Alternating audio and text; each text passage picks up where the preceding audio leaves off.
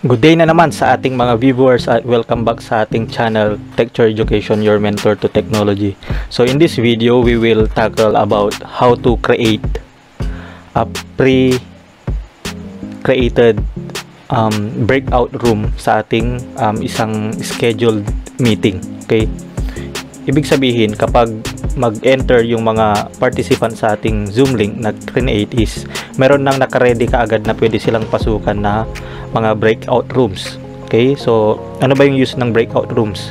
So maybe sa isang meeting nyo, possible na magkaroon kayo ng groupings, and then there are ideas na kailangan nyong i-discuss about isa na parang somewhat na ayaw nyo pang iparinig doon sa mga ibang groups. Then you have the kumbaga place kung saan pwede nyo yung ma-discuss, like sa face-to-face setup. So parang mag-group kayo, magkakalayo-layo kayo. So yung breakout room is yun yung use nya. But yun nga, itong video na to will guide you on how to create yung pre-setup na breakout room or breakout sa ating i-create na room. Okay? But before we start, sa mga hindi pa po nakaka-subscribe sa ating channel, please hit the subscribe button and the notification bell para ma-notify po tayo in case po na may bago po tayong video.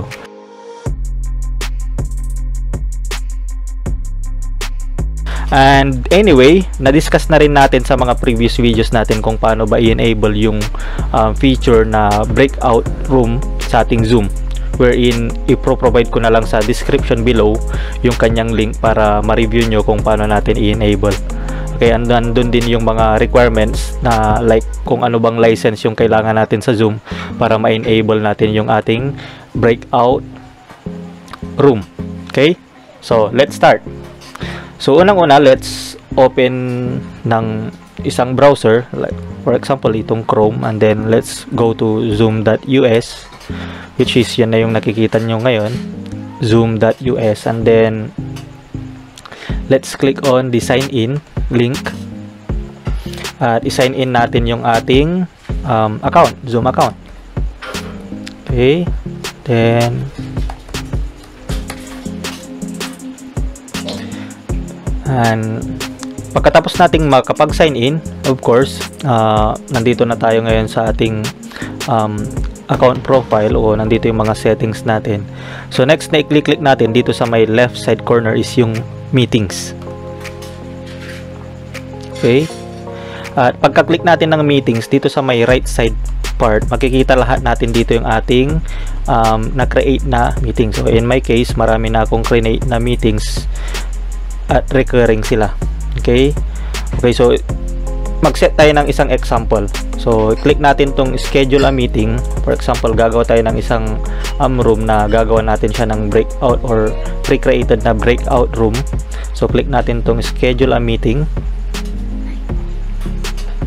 then pangalanan na lang natin siyang yan, of course may meeting, and then sabihin na lang natin this is a recurring meeting.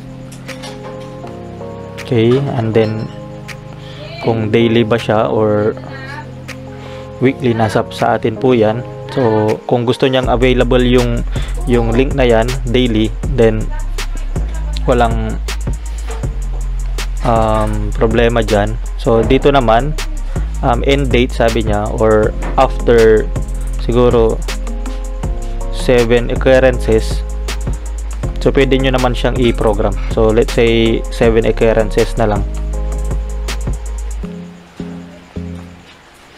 And then dito sa may bandang baba, i-try nyo muna yung ibang settings kung gusto nyo i-configure. And of course, lastly, punta na tayo dito sa may meeting options, wherein create tayo ng breakout room pre-assigned. Okay, so kailangan nating i-check yan. And then kung mapapansin nyo, may naglabas dito which is create rooms or import from CSV. So kung sa tingin natin is kukunti lang naman yung rooms na i-create natin, dito na lang tayo sa may create room. So i-click natin siya, and then ayan, ngayon kailangan nating i-click tong plus sign para makapag-create ng isang room. Okay, so let's say natin siya. So let's say group 1. Yan, and then gusto pa natin, let's say dagdag tayo ng isa pang breakout room, which is pangalanan natin group 2 and another breakout room. Okay, mali yata yung napindot ko. Okay, balik tayo doon. So edit natin siya.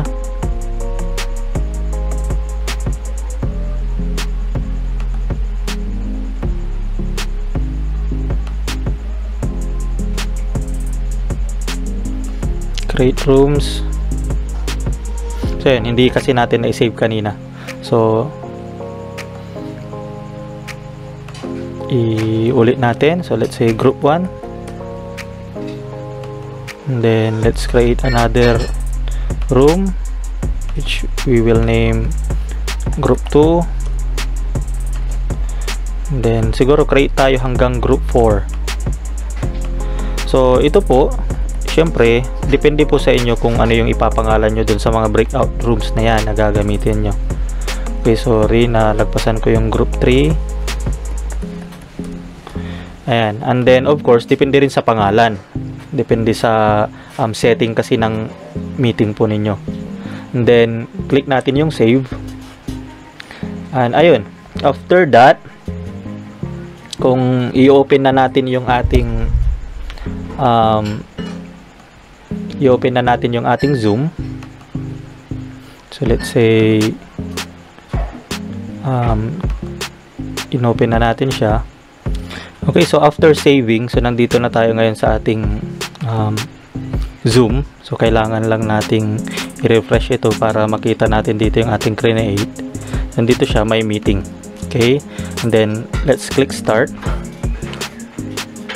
Check natin ngayon kung nandito na yung ating mga na-create na rooms. Okay, so hanapin natin yung breakout room. Nandito siya sa may more, and then click natin tong breakout rooms. Okay, so as you can see, meron na kaagad siyang na-create na room. And then ang gagawin na lang natin is, of course, kung tayo yung host, open all rooms na lang natin. Ayan. So if ever man na of course na may meeting tayo, and then ito nga may pre-assign, so still kailangan pa rin tayo as host para mag-open nung room na yon, kasi hindi pa siya naka-open kung magjo-join na yung mga kasama natin. So after that, kung may mga magjo-join na silang iba, so siguro ang gawin na lang natin is guide natin sila papunta dun sa kanilang specific assigned room. So ayun, so hopefully is naging clear po sa atin kung paano yung method, kung paano mag-create ng mga pre-assigned room sa ating Zoom account o sa ating create na Zoom link na meeting na naka-schedule siya.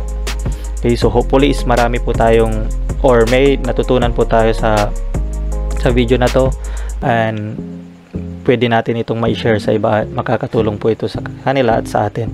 So maraming salamat po sa panonood, at kita-kits po tayo sa ating susunod na video. At muli, sa mga hindi pa po nakakapag-subscribe sa ating channel, don't forget to hit the subscribe button, the notification bell, para po ma-inform po tayo once po na may mga bagong video.